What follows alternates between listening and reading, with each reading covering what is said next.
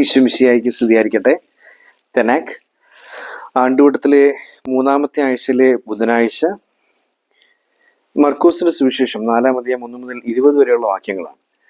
ഈശോ വിധക്കാരന്റെ ഉപമ പറയുകയും അതിന്റെ വിശദീകരണം പഠിപ്പിക്കുകയും ചെയ്യുന്ന ഭാഗമാണ് ഈ സുവിശേഷ ഭാഗത്ത് നമുക്ക് കാണാനായിട്ട് സാധിക്കുക.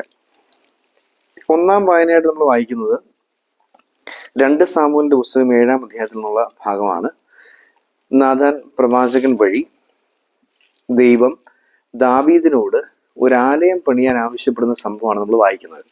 അതിൽ 2 സാമുവേൽ 7:5 നമ്മൾ വായിക്കുന്ന ഇങ്ങനെയാണ്: എൻ്റെ ദാസനായ ദാവീദിനോട് നീ പറയുക, കർത്താവ് അരുൾ ചെയ്യുന്നു, എനിക്ക് വസിക്കാൻ നീ ആലയം പണിയുമോ? ഇസ്രായേൽ ജനത്തെ ഈജിപ്തിൽ നിന്ന് കൊണ്ടുവന്നത് മുതൽ ഇന്നുവരെ ഞാൻ ഒരാലയത്തിനും വസിച്ചിട്ടില്ല. കൂടാരത്തിൽ വസിച്ചുകൊണ്ട് ഞാനും സഞ്ചരിക്കുകയായിരുന്നു. ഇസ്രായേൽക്കാരുടെ കൂടെ സഞ്ചരിക്കുന്നതിനിടയ്ക്ക് എവിടെ വെച്ചെങ്കിലും എൻ്റെ ജനമായ ഇസ്രായേലിനെ നയിക്കാൻ ഞാൻ നിയമിച്ച നേതാക്കന്മാരിൽ ആരോടെങ്കിലും നിങ്ങൾ എനിക്ക് ദേവദാരു കൊണ്ട് ആലയം പണിയാത്തത് എന്ത് എന്ന് ഞാൻ ചോദിച്ചിട്ടുണ്ടോ? അതിങ്ങനെ പറഞ്ഞു തരികയാണ്. ഈ ദാവീദിനെ എത്ര കണ്ട് സ്നേഹിച്ചിരുന്നു. ആട്ടിടയനായിരുന്ന നിന്റെ മേച്ചിൽ സ്ഥലത്ത് നിന്നും എടുത്ത് എൻ്റെ ജനമായ ഇസ്രായേലിന് അധിപനായി ഞാൻ നിയമിച്ചു. നീ പോയിടത്തില്ല, ഞാൻ നിന്നോട് കൂടെ ഉണ്ടായിരുന്നു.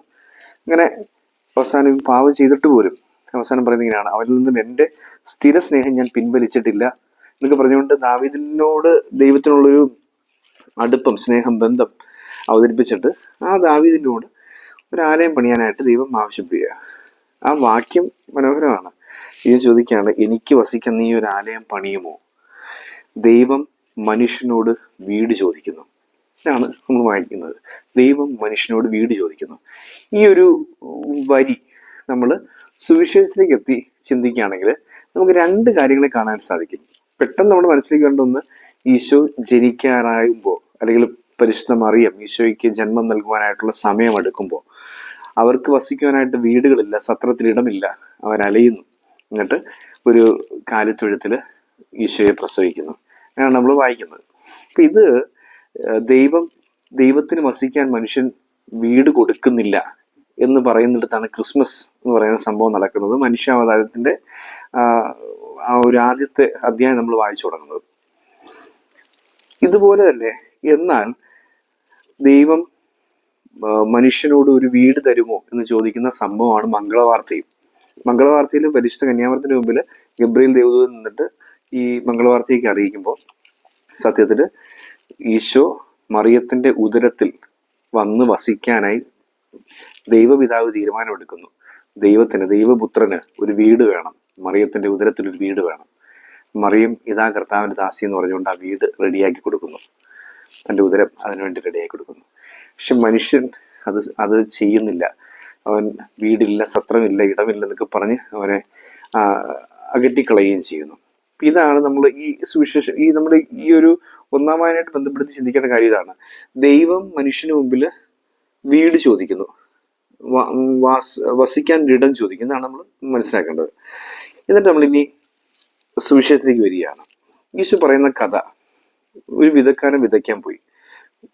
വിത്ത് വഴിയരികിൽ വീണു, വിത്ത് പാറപ്പുറത്ത് വീണു, വിത്ത് മുൾച്ചെടികൾക്കിടയിൽ വീണു, വിത്ത് നല്ല നിലത്തിലും വീണു.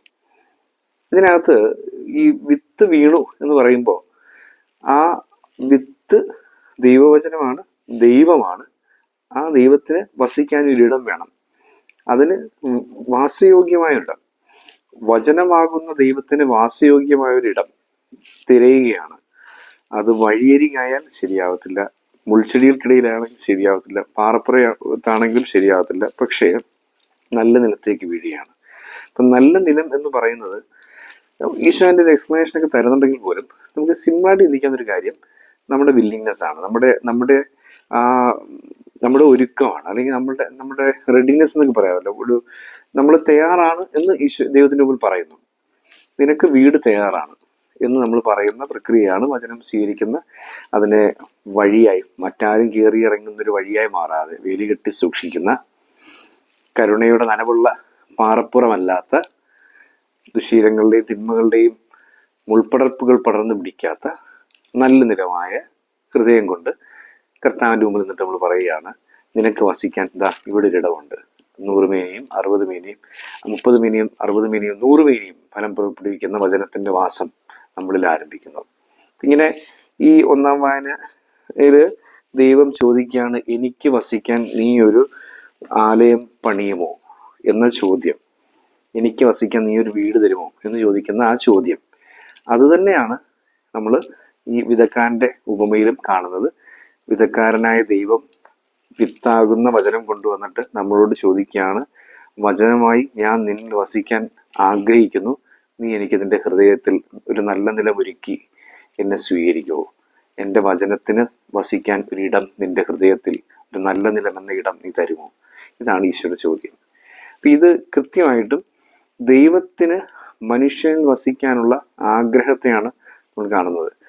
ദേവാലയം മനുഷ്യനോടൊപ്പം വസിക്കാനുള്ള ആഗ്രഹമാണ് ദേവാലയം, മനുഷ്യന്റെ ഉള്ളിൽ വസിക്കാനുള്ള ആഗ്രഹമാണ് വചനവും ദിവ്യകാരുണ്യവും.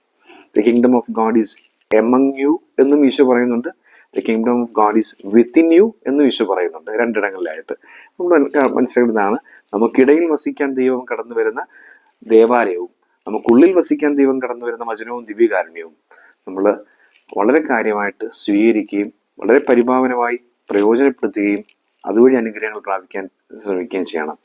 ദൈവം അന്ന് ദാവീദിനോട് ചോദിച്ച, മറിയത്തിനോട് ചോദിച്ച, തിരുക്കുടുംബത്തോട് ചോദിച്ച, അല്ലെങ്കിൽ ഔസേപ്പിതാവിനോട് മറിയത്തോട്, ആ മറിയത്തിൻ്റെയും സാന്നിധ്യത്തിൽ ആ നാട്ടിലെ ജനങ്ങളോട് ചോദിച്ച അതേ ചോദ്യം നമ്മളോട് ആവർത്തിക്കുന്നു, എനിക്ക് വസിക്കാൻ നീ ഒരു വീട് തരുമോ? ഉവ്വ് കർത്താവേ എന്ന് പറയാൻ നമുക്കാവണം. ദൈവം നമ്മെ അനുഗ്രഹിക്കട്ടെ.